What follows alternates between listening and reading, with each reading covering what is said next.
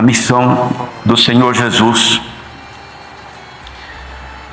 Sempre apareciam pessoas que aproximavam-se do Senhor Jesus, não com o interesse em conhecer o Evangelho para a salvação, mas havia interesse sim de combatê-lo, de apresentar-lhe situações que viessem causar algum embaraço no exercício da sua missão. Ocorre que o Senhor Jesus, irmãos, conhecia os corações das pessoas e também as intenções que as pessoas se aproximavam do Senhor traziam consigo. Então, chegaram esses homens fariseus e os saduceus, eram duas seitas antagônicas, eles não tinham bom relacionamento. Mas agora, para provocarem o Senhor e perseguirem o Senhor, então eles tinham o mesmo sentimento. E eles vieram então procurando tentar ao Senhor, isto é, fazer o Senhor se embaraçar e o Senhor errar. E eles chegaram e disseram assim: Senhor, nós te pedimos que mostre para nós algum sinal do céu. Irmãos, eles já acompanhavam o Senhor por causa dos sinais, não era por outra coisa. É que sabiam que havia constantemente sinais que o Senhor fazia nas operações miraculosas de libertações de doenças, de libertação de domínio de espíritos das trevas e assim por diante. Eles já sabiam, mas agora eles queriam submeter o Senhor outra vez à operação de alguma coisa. O Senhor já havia sido tentado pelo adversário diretamente, os irmãos sabem que as tentações que o Senhor passou quando estava no deserto. E uma das tentações foi a insistência, ou seja, pedir e exigir do Senhor que fizesse algum milagre, transformasse as pedras em pães. O Senhor poderia ter feito, mas não fez, porque se fizesse estaria cumprindo o desejo do adversário indiretamente, obedecendo aquilo que ele determinava. Então o Senhor não fez e disse: nem só de pão viverá o homem, mas de toda a palavra que sai da boca de Deus. E agora também queria um sinal. Ele poderia ter feito: o que vocês querem que eu faça? Curar um cego? Acha um cego aí que eu curo. Vocês querem que eu mude, que eu faça chover? Ele tinha poder. Vocês querem que eu faça vir aqui uma tempestade, um vento?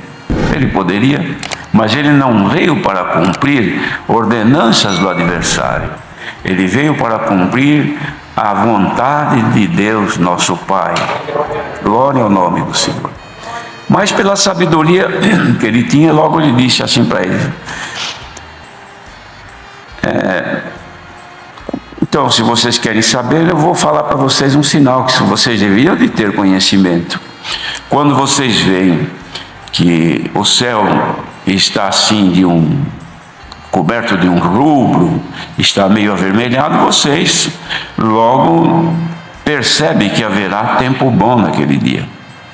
Então, logo de manhã, percebendo assim: hoje o dia será bom. Mas quando pela manhã vê que há um sinal de vermelho forte, escuro, então logo vocês percebem: hoje vai haver tempestade, porque há uma vermelhidão sombrio na face dos céus. Então vocês são hipócritas. Hipócrita é aquele que esconde a intenção manifestando outra coisa. Isso é um pecado, irmãos. Hipocrisia é rejeitada pelo Senhor. Então não deve haver nas pessoas que o Senhor tem chamado nesta bendita graça a hipocrisia de mascarar situações para ter alguma vantagem. Isto não é conveniente. E o Senhor nos chamou de hipócritas.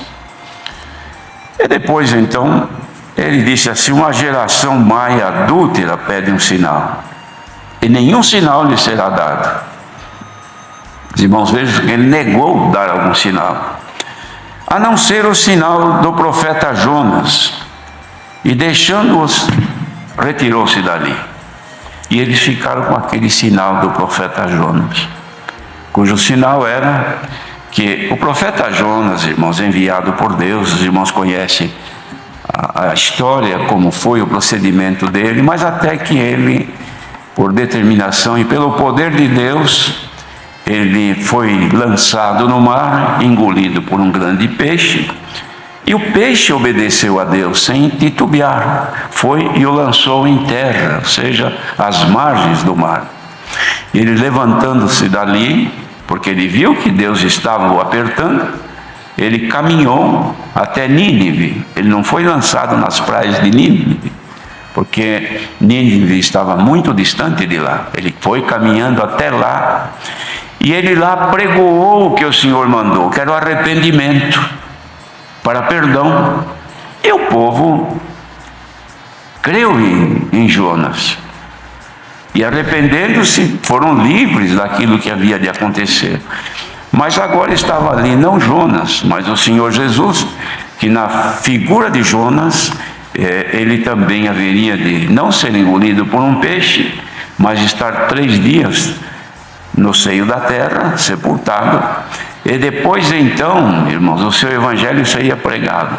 Quem cresce no seu evangelho também seria livre da condenação. Este era o sinal que ele deixou para estes, que ele depois chamou de geração má e adúltera. Ora, irmãos, isto é pesado, uma geração maligna, adúltera. Por quê? Porque buscava fermentar aquilo que era puro do Senhor. E esta geração, irmãos, ela existe até hoje, sempre existiu. E é uma geração de pessoas que não tem o caráter exclusivo de ouvir a palavra, crer para salvar-se, mas tem o caráter de ouvir para buscar meios de achar reclamações, condenar e não receber, ou até buscar algum meio, irmãos, de contaminá-la, fermentando. Porque o que faz o fermento? O fermento, ele muda a característica da massa ou do fluido. Os irmãos vejam, por exemplo, o leite tirado da vaca, ele vem puro, perfeito, naturalmente bom. Mas se colocar ele numa vasilha em que se fermentou alguma coisa e há resquícios de fermento ali, depois de poucas horas, aquele leite azeda, fermenta, perde as suas características. Por quê? Por causa do fermento que nem se vê, mas se ele estava ali, ele estragou. Esse é o trabalho do adversário, e que usa das pessoas, irmãos, que são gerações não boas, e adulteram o que é bom, mudam o que é bom, mudam a fé de quem creu, mudam a esperança de quem está crendo na palavra, mudam a expectativa de quem está servindo ao Senhor para se salvar. Por quê? Porque trazem consigo elementos que depois que cai na massa, cai no coração, muda o estado daquela vida, muda a condição de viver da pessoa. Bendito seja Deus. Os discípulos não entenderam isso, irmãos, pois ainda eles não tinham o Espírito de Deus. Então as interpretações da palavra de Deus é pelo Espírito de Deus. Ninguém pode compreender o que Deus fala se não for por seu Espírito. Então eles não tinham ainda, eles pensaram que o Senhor estava falando que isso aí era se referindo que estavam viajando e não tinham levado o pão para comer na viagem. Mas o Senhor falou: mas como vocês são difíceis de entender, vocês não têm fé para entender. Não é isso, eu não estou falando isso, estou falando do fermento dos fariseus e saduceus, que é o fermento doutrinário. São coisas que eles apresentam para destruir a obra de Deus na vida das pessoas. Este é o trabalho deles. E esse trabalho não acabou até hoje. A Irmandade tenha paciência em ouvir essa palavra. Porque quando o coração está contaminado com o fermento, irmãos, a massa já é outra. Falando nisto, se o leite natural, puro, ele recebendo alguma partícula de fermentação, ele se fermenta, muda o seu estado e azeda. Nossa vida é a mesma coisa, irmãos. Por qualquer coisa, a gente muda o estado de servir a Deus, muda a confiança, muda a esperança, perde a simplicidade, irmãos.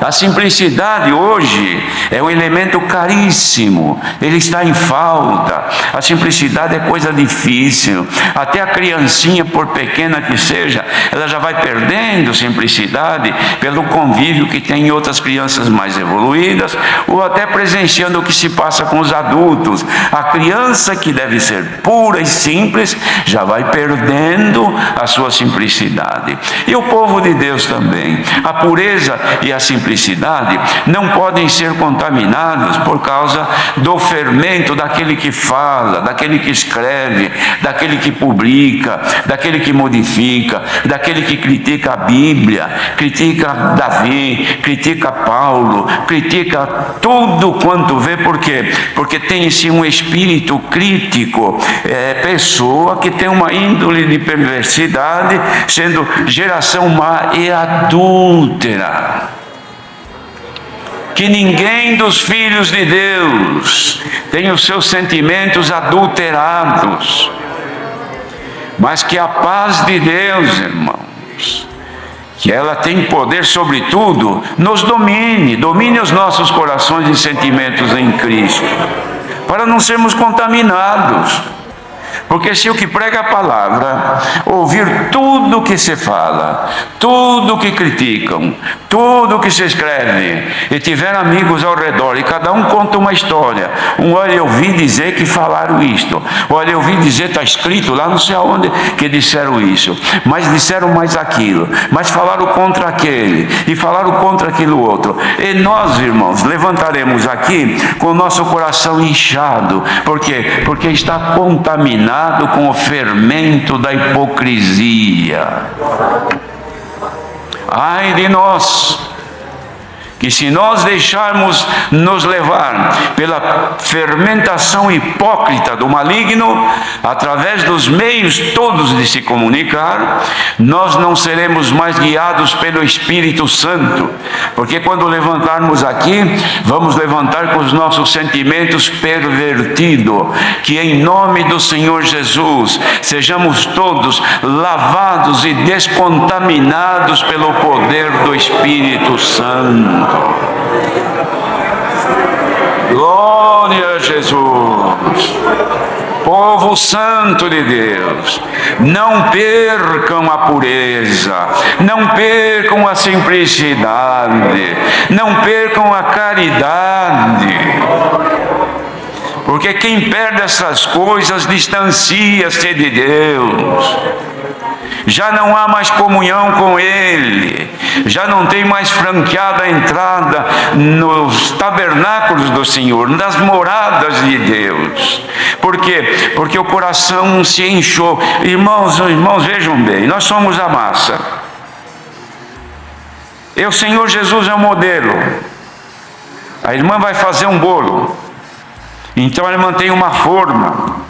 E pela sua prática, ela pega então 2, 3 copos desses copos americanos de farinha, ou pesa a farinha, é a quantidade que ela tem e os demais ingredientes, tem certeza que vai dar certo. Depois, irmãos, ela tem medida corretíssima do fermento para dar o crescimento e não se perder dentro da forma. Mas se a irmã puser um outro tipo de fermento, de potência maior, ou uma quantidade maior, despeja na forma, está tudo bonito, mas depois que aquecer, a forma não contém, então fica uma forma pequena para uma massa grande. Quantos que são crentes, batizados, já de muitos anos, tem até cargo, ou até alguma outra coisa a mais, mas a forma chamada Jesus Cristo ficou pequena agora, não cabe mais dentro dela, porque cresceu muito, então vai colocar, não entra, Por quê? Porque a forma não muda por nós. Nós é que teremos que mudar para cabermos na forma. E o que o Senhor está fazendo aqui agora? Está olhando quem estiver contaminado e que seu estado espiritual está inchando, não vai caber na forma chamada Jesus Cristo. Mas em nome do Senhor Jesus, receba a virtude desta palavra que vai terminar já já. Reduza a tua expectativa, deixa a tua grandeza, deixa a tua vaidade, deixa a tua posição como grande, maior, melhor, superior, mais entendido, mais sábio. Abaixa a cabeça agora e aceite a proposta do Senhor e entre na forma que não te perderá. Dá para entrar agora na forma que é Jesus Cristo? Quais os limites da forma? Paciência, humildade, mansidão, temperança, pureza nos olhos, bons pensamentos, caridade fraternal, bendito seja Deus, amor à palavra, submissão à palavra, temor de Deus. E tens essas coisas, receba agora na tua comunhão a manifestação do Espírito de Deus, que nesta forma Ele está e se manifesta. Quem está aí longe, estão ouvindo que a presença de Deus está se manifestando aqui? É porque estamos dentro da forma. Quem está fora não sente nada, mas quem está dentro da forma, receba agora pela tua comunhão a alegria de estar diante de Deus e de não ser hipócrita e nem coisa ruim, mas que a bondade de Deus enche a nossa vida. Deus seja louvado.